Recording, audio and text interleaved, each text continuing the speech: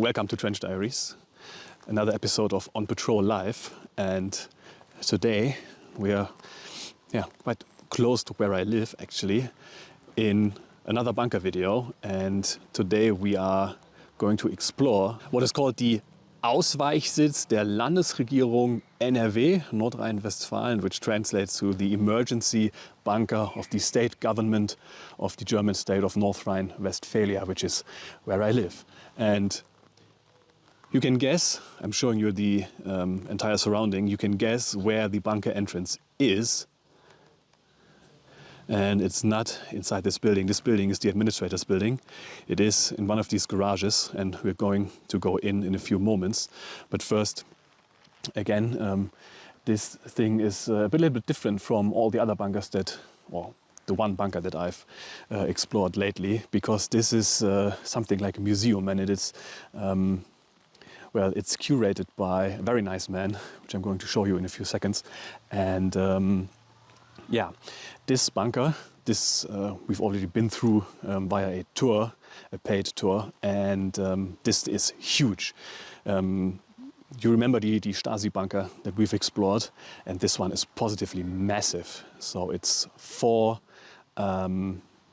floors in the inside of this mountain, and it was built in 1963, finished in 1965, and I'm going to tell you all about it. And so just a few facts about this. This, like I said, is the administrator's house. This whole installation cost about the equivalent of 100 million euros when it was built in 1965, and it cost about 1.5 million euros per year just for upkeep.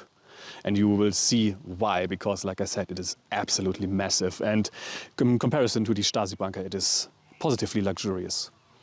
The bunker was abandoned in 1993. Then at the time it was bought by a businessman, the son of whom is doing the tours here. And the original plan for this bunker, that was the idea of the businessman who bought it, was to convert it into a laboratory for electromagnetic radiation testing and certification. You know, when you have a cell phone or a TV, those get tested for all the electromagnetic emissions that they produce. And to do this, you need rooms and laboratories that are shielded from the outside. And what better building to use than an old bunker? The problem was that by the time the state government was ready to sell it, 3 years went past, and there were, he said something about 300 other companies who did the same thing all over Germany, so he couldn't use it anymore for this purpose. And, well, it's now some kind of a museum. You can pay a few euros, take a guided tour, and then take some photographs. And we're not alone here, so some parts of the video will be voiceover. So if you're wondering why that is, I don't want to get on anyone's nerves when I'm going through and talk about what we are seeing. So let's go inside into the entrance and then into the anteroom, and then we're going to go downstairs. Let's go. And we immediately go to voiceover because I was using an external microphone which picked up my breathing quite substantially. Pop quiz, you can rewind if you want. There are a couple of cars parked here in front of the bunker entrance. One of them is mine. Guess which one? So in we go. So there's the first garage. On the left side there's a small blackbird with some information, and this is the second garage, which is the covert entrance into the bunker. You're gonna go up some stairs, and there is a plastic curtain which you're about to see, which is kindly being held open by the owner of the bunker. Like I said, it's the son of the businessman who bought it a few years ago, and his son, which is this man, he's the guide, and he's letting us through. These plastic sheets are there to keep the moisture out. And up this flight of stairs, we go into an ante-room where some decontamination would have happened, some level 1 decontamination. And then you can see there's an emergency exit straight ahead. And then you can see straight ahead is the air filtering room, and to our right is the main entrance door, which is closed at the moment. And we're going to go into the air filtration room first. Now, this bunker, as you can imagine, was designed to be safe in case of nuclear attack. It was not built to withstand a direct hit, but could withstand hits a few kilometers, a few miles away. And this is the air filtration room because you were supposed to hold out for 30 days and you need air to breathe, of course. And you can see these 4 massive intakes, 2 on my immediate right. You can look down, you see the 4 stories downwards. And you can see the 4 intakes, 2 that we just passed and here another 2. These are the clean air intakes in case of peacetime. And this gravel pit that you can see is one of the filtration devices that was used in case of wartime. So you could flip a switch, and instead of the clear air intake, air was sucked in from these shutters up top. Instead of going directly through the air intake, would be sucked through this gravel, and you would need quite a lot of power, as you can imagine. And these big tubes that I've just knocked on, these are actually blast buffers. So in case a blast wave were to hit, these buffers would weaken the blast wave. They work in the same way that a silencer on a car works. So again, you could either suck in clean air, or you could have it filtered, a first stage filtering via these gravel pits, and then second stage filtering through some charcoal filters, which we will see later. Yeah, this is the buzzer for the door, and you can see this is a massive door, and it's also convex, which means it is angled outward to deflect pressure, and this entire thing is hydraulically operated. Both the locking mechanism and the actual movement of the door would be hydraulic, and it's quite massive. It looks easy, but this is a massive door, I can assure you. And you can see all those hoses and wiring, and this is a common theme in this bunker. Someone really did have fun wiring all this up, and this is perfect German craftsmanship, I can tell you this. You will see this many times during the video, where I just keep filming the wiring and the hoses, because this is positively engineering porn. Yeah, this is the area where the first stage decontamination would have happened. You were to undress here, put all your clothes into the bin in this area, then shower, cold of course, always cold shower, because warm water would open the pores of your skin and you could actually trap radioactive material inside. All your hair would have been shorn off, and then you would put on this woolen undergarments. These are pants. It's the same clothing that U-boat crews would wear, and then you would go inside and be checked by a doctor who would run you with a dosimeter, and depending on the dosage, you would have to go again or not. And this is the main reception area. You see there's a guard's table up there, which is now a guest book. Then there is the intercom for the door, and there are some spare air filters, which we will talk about later. You see a bunch of other guests, and we are going to go to our right, and we see on this blackboard, this is the menu, and we'll talk about this in detail later. And the bunker was, like I said, supposed to hold out for 30 days, and every single day of these 30 days was planned out. So there is a menu for day 1 all the way up to day 30, and it's of course rationed precisely. Then we take away to our right immediately, and this is the infirmary. The bunker was supposed to have 2 doctors who would, in shifts, be available to everyone that was hanging out in the bunker. And you had a whole laboratory. You had some operating rooms. You had some bunk beds for sick or wounded people. And yeah, this is practically a small doctor's practice. Small fridge over there, and yeah, some beds for the sick. I will talk about all the telephones and the wiring and the PA system later. Bedpans, AC, emergency lighting, and again, look at this wiring. And this isn't even half of it. We will see. This is a sick room for wounded or sick people. What you call it, hospital room, whatever. You know what I mean. Then we take another right turn. This is the secondary stairwell. And we move into a common room with a TV and a main switchboard. This switchboard actually operates an emergency exit, which is to our left here. And then we have a room for typists, teletypists, some radios. And all of these are actually still working. Everything that you see is still operational with a few caveats, which I will talk about when we see them. But all of these devices, they're still operational and usable.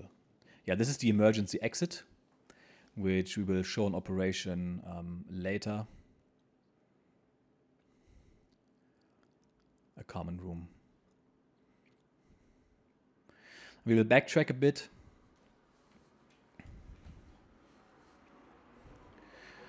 Take a right turn, some village youth driving past outside my window, don't worry. It's not inside the bunker.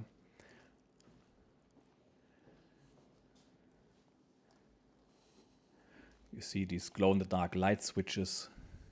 And these are some dorms. This bunker was supposed to hold 200 people. It had 103 beds. So the Prime Minister had his own bed, the doctors had their own bed, and everyone else was hot bunking. Again, just like in a submarine. This is the library where the lawyers that were lucky to have been chosen to be inside the bunker were to sit, and has quite a substantial amount of law books, a copying machine, state law of Northrhine-Westphalia, federal law, etc., etc. Yeah, hot bunking, like I said, this thing was supposed to run in 8-hour shifts, and in this way you would share, just like in a submarine, your bed with somebody else. Switchboards. Back in the main reception area with the tertiary stairwell, you see it on the left, and a chain-driven lift or escalator, and we are now going towards the radio room, radio/broadcasting room / radio studio. And I will splice in some video that I took later during the tour when I was alone. And like I said, this is the broadcast studio, and all of these devices, all of this entire equipment is still usable and working. And the guide actually tuned in some radio that was just playing in the background, a radio station that is commonly used in this part of Germany. And all of these are tube amplifiers. Two reasons: one, they were available at the time, and two, they're actually more resistance against EMP than integrated circuitry. And yeah, here the Prime Minister could address his state or the nation or whatever and inform everyone that the communists were at their doorstep and the Rhine-Ruhr area had been nuked. Again, everything's still operational.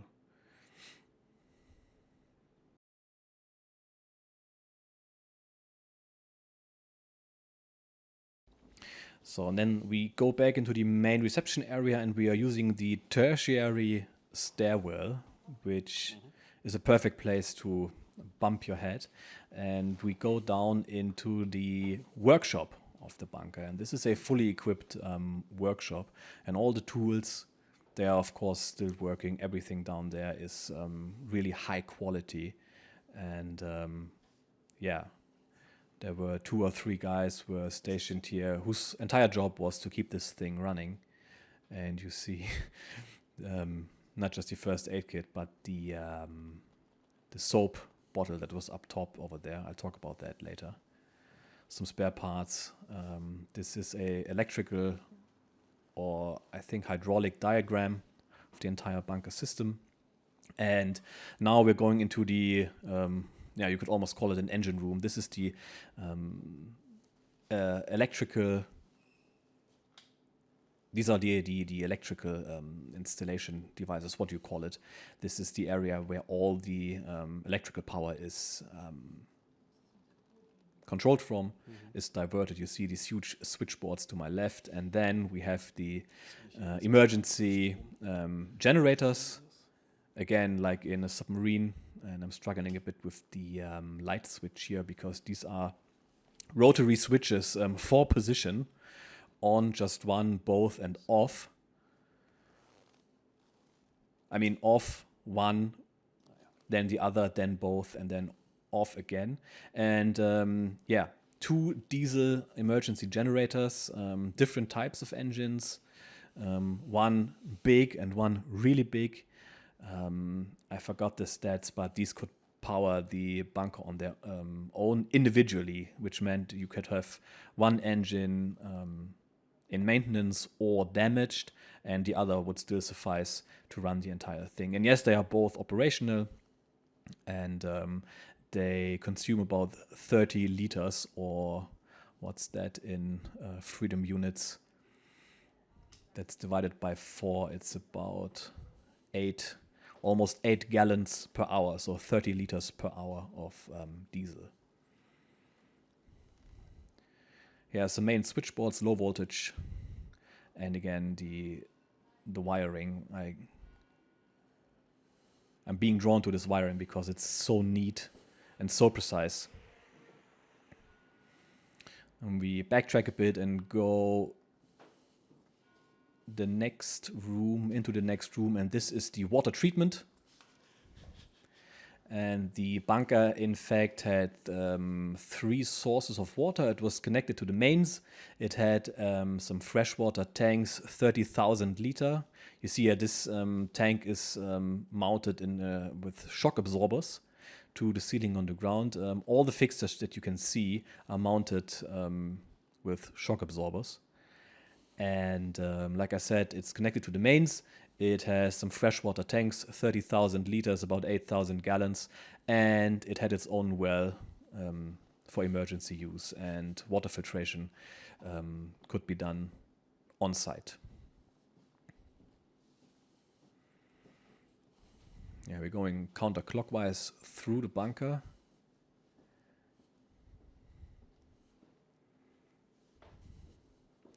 And we should approach the operations room, I think. Again, I keep going back to this wiring. This is positively engineering porn. This is a situation room, I think. No, this is a room for teletypists for situational updates. There are receivers for faxes and for electronic messages.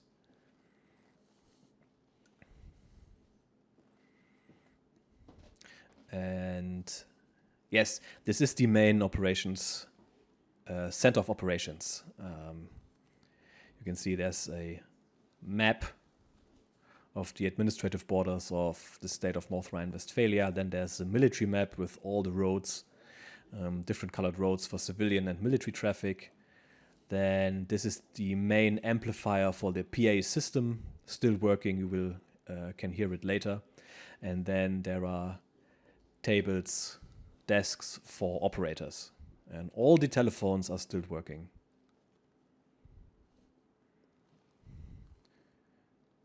Another room with some working tables and a backlit map table where situational updates would be drawn on. One of them you can see here with 3 nuclear detonations on Düsseldorf and some other cities to the north of where this bunker is. Some receivers for the Federal Ministry of the Interior, and then again a huge receiving room for all kinds of electronics communication, and all of these are still working. They are using some ticker band. You can see here, and this is still working actually. He printed out this message from before, which talks about nuclear detonations, like I said, at 1:05 p.m.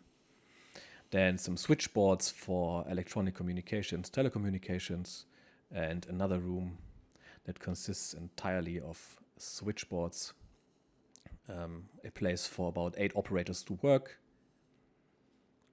and this, like all the other devices, still operational. This is a pump or an attachment for manual air filtration. I'll talk about that in a bit. And you can see all the wiring still intact and still working. The switchboard's still working. And a diagram of the telephone net in Germany at the time. I can't even begin to put a number on the worth of these old machines. Transfer rate, he told us, were about 8 bytes per second, so not the fastest, but still better than Morse or broken voice comms. Again, look at this wiring.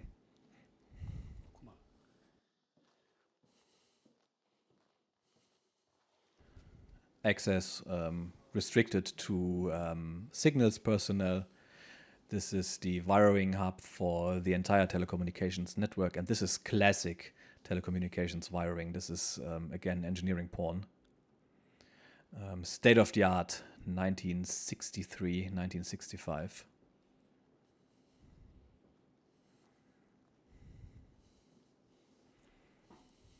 So they never upgraded this.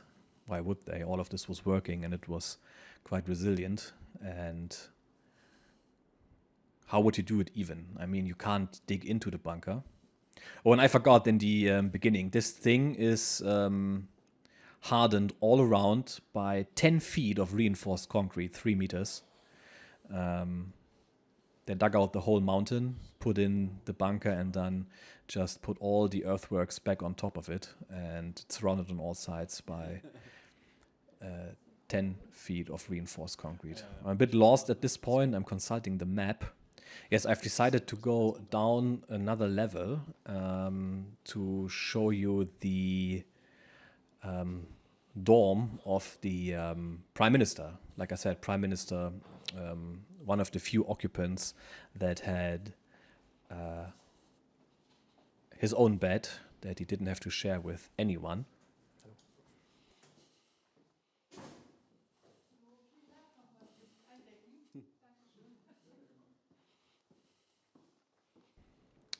Still a bit lost. I mean, the construction, the basic construction of this bunker is pretty self-explanatory, but this was the first time for me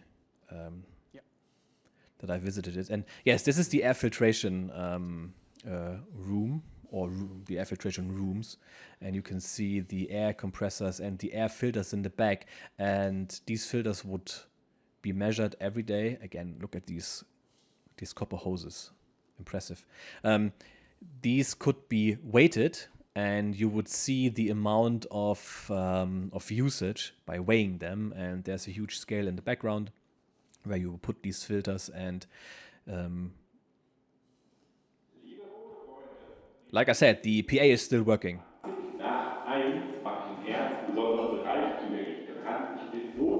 He's telling us that the emergency exit on the first level is going to be demonstrated. And here, this is an endpoint for manual air filtering. In case the electrical air filtering were to be damaged, you could attach this handle, and then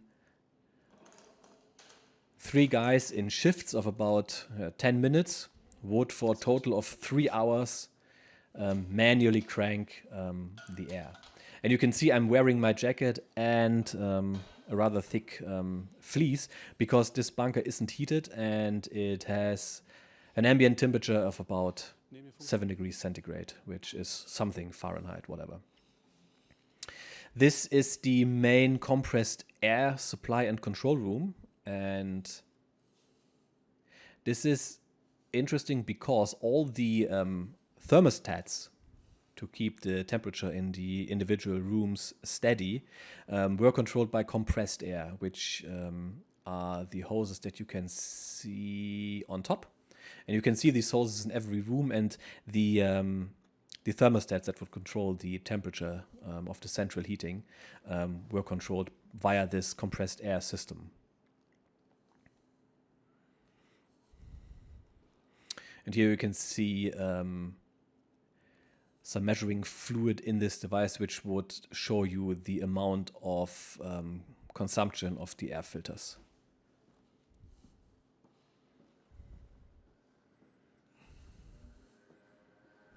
Then we go back, and I should go past the tertiary room and then go upwards. Yes, because I'm watching the demonstration of the... I'm about to watch the demonstration of the emergency exit, which I will show you in a bit. Hold on.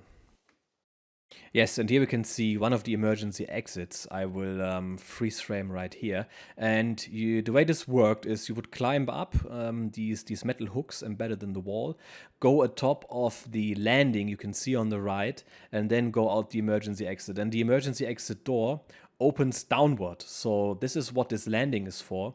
You would open the hatch from below, then all the debris would fall down and would not crush you.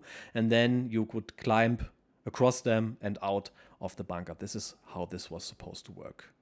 And now I'm on my way back to the dorm room of the Prime Minister. But here you can see the shock-absorbing mounting of the air conditioning ducts, and yeah, these rubber connecting parts. And yeah, down I go into the third subfloor. Like I said, this thing has 4 subfloors, but the fourth floor, the lowermost floor, is a crawl space, so it's a half floor, if you will.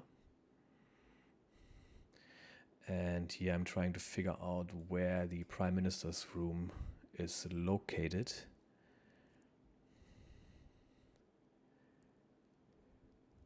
And I found it. It's right next to this staircase.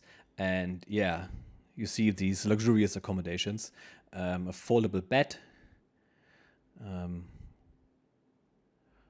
telephone, and a singular cupboard, and some wash basin, and shock absorbent mounted air conditioning, and shock absorbent mounts on this cupboard as well.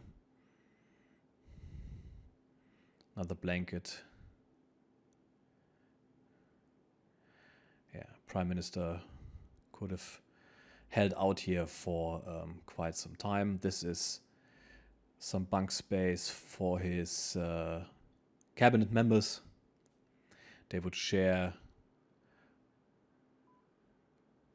2 guys in one room, or 2 guys would share one room.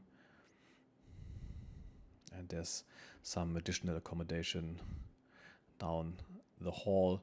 The general populace, Gen Pop, if you will, were sharing sleeping rooms with 18 beds. And we're going to see one in a bit.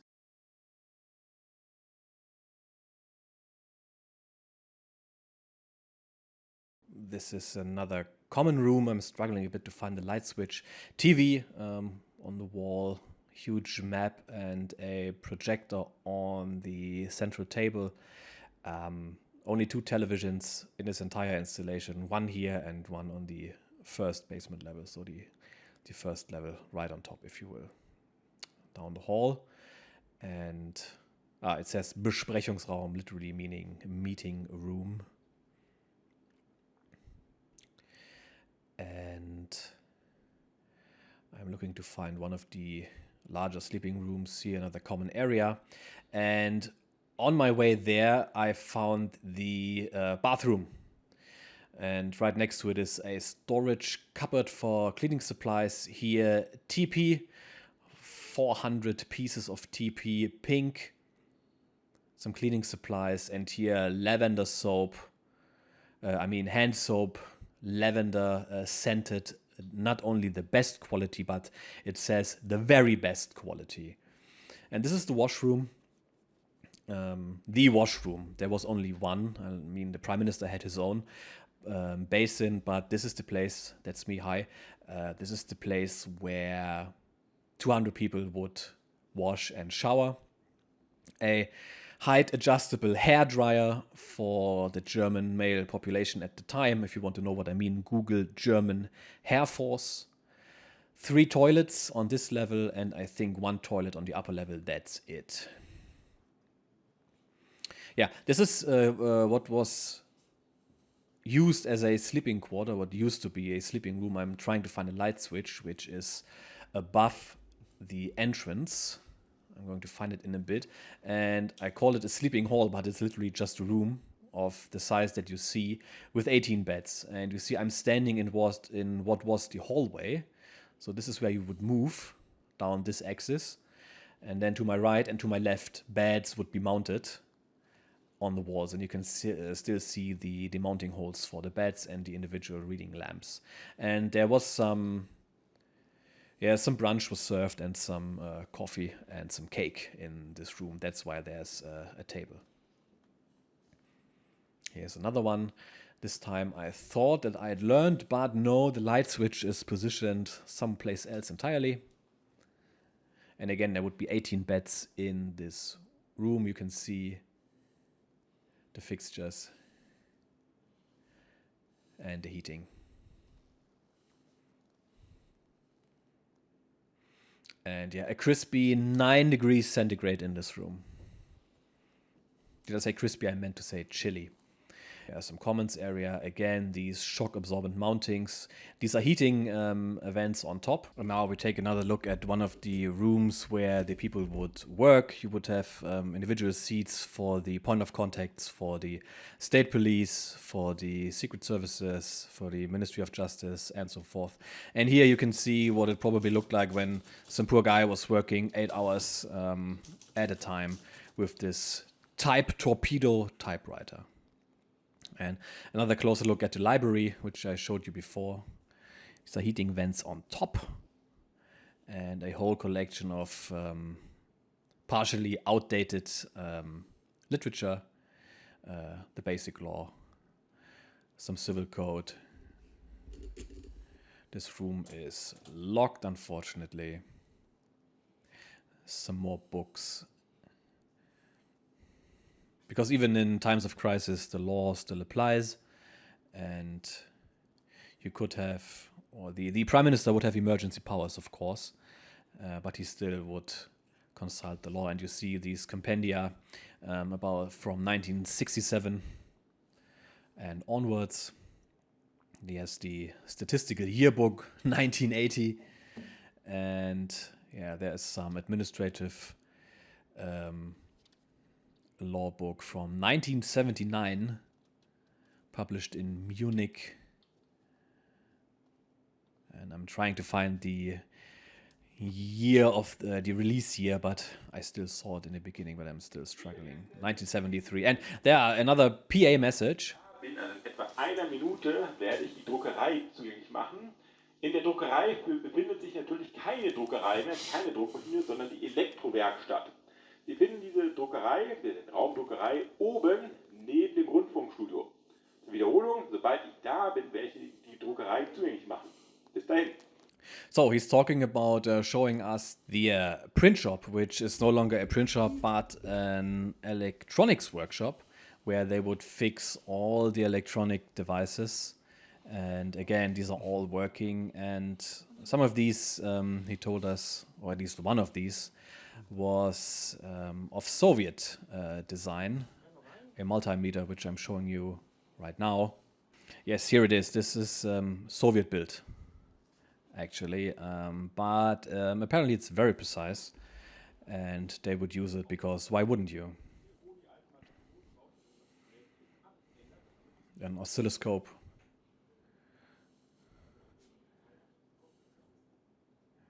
yes, pretty neat stuff. And then on my way back, still bamboozled by this wiring. All these fixtures are actually attached to rails that are inside the concrete. And yeah, I'm still really, really impressed by the degree of craftsmanship. Electrical switchboard and some additional spare air filters. Another air filter with some hard hats on top and an electrical winch. More switchboards. And again, take a look at the mountings. Shock absorbent. So you can see, so in case of a pressure event, it would not be ripped from the wall. And then right next to it, I've talked about it before, or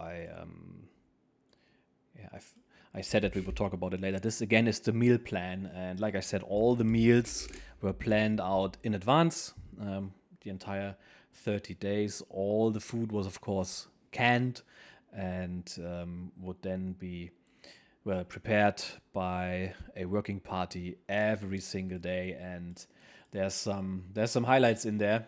Date is March the 1st, 1976.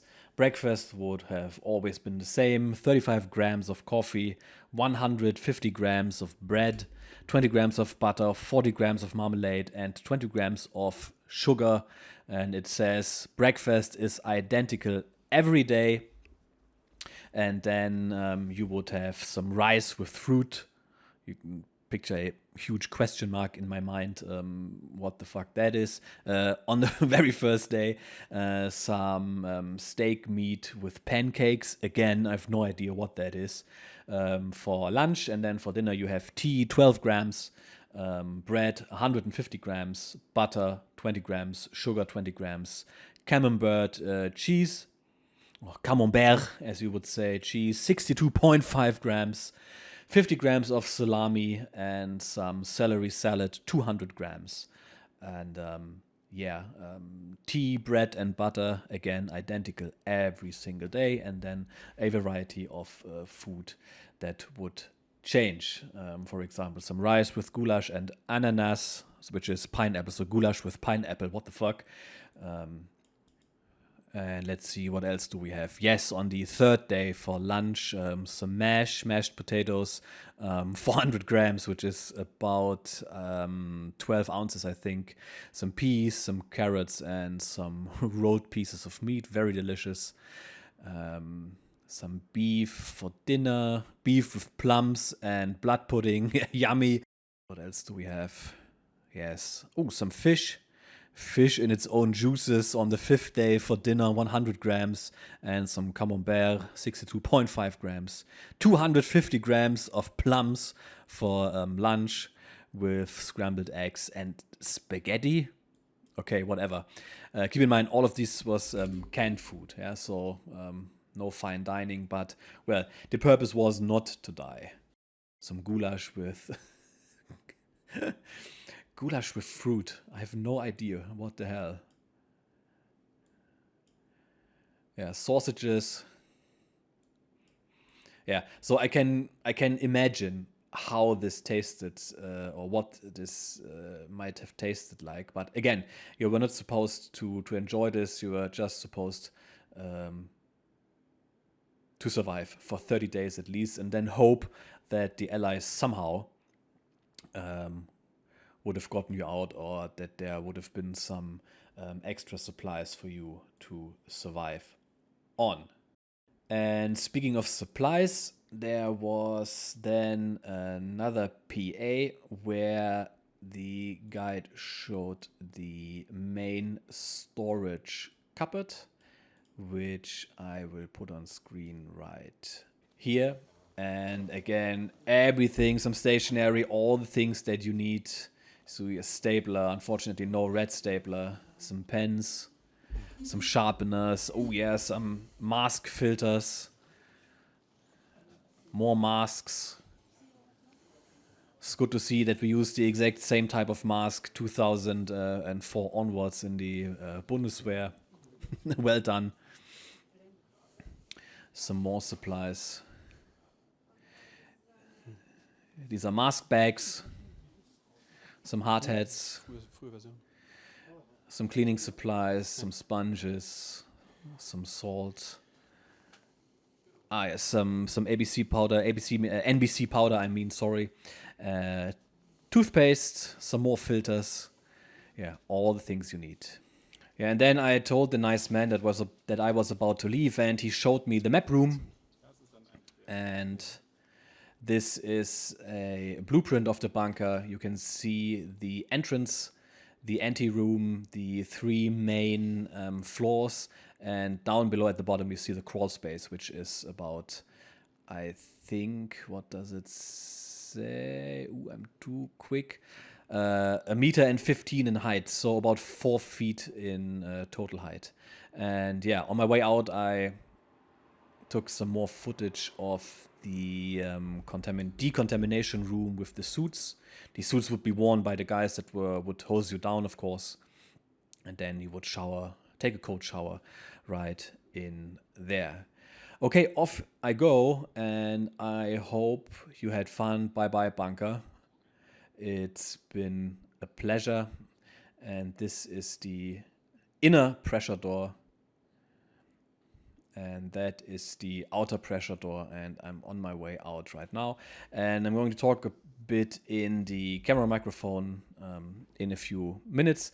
I thought this was really, really nice. The bunker is in a very, very excellent state of repair, and heads off to the guys that are keeping this thing alive. So down to the original audio, or back to the original audio I go, and yeah, let's see what I have to say. So that was it. The former emergency bunker of the state government of Northrhine-Westphalia. And I have to say, this is really impressive, the state of repair.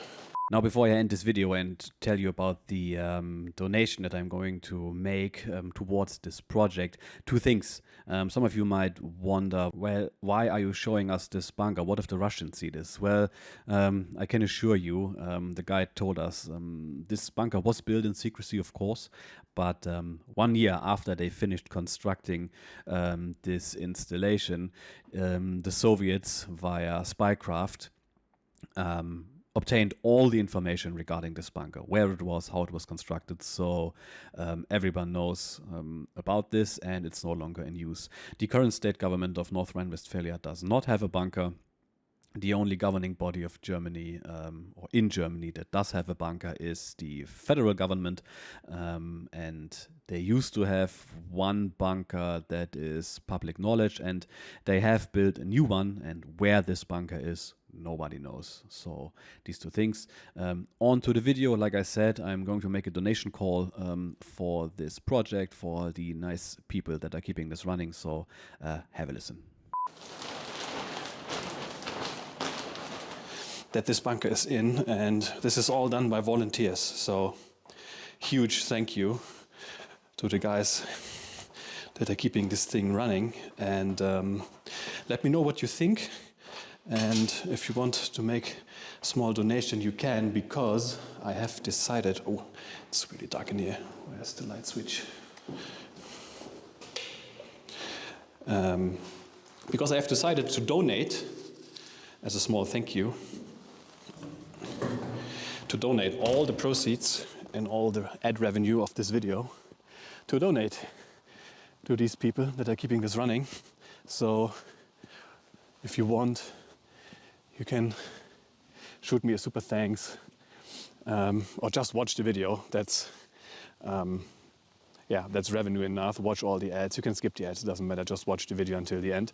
And I will donate all the proceeds from this video to the volunteers that are keeping this thing running. So,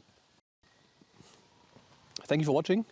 I hope this was interesting. Let me know in the comments what you think, and I will see you next time. Cheers.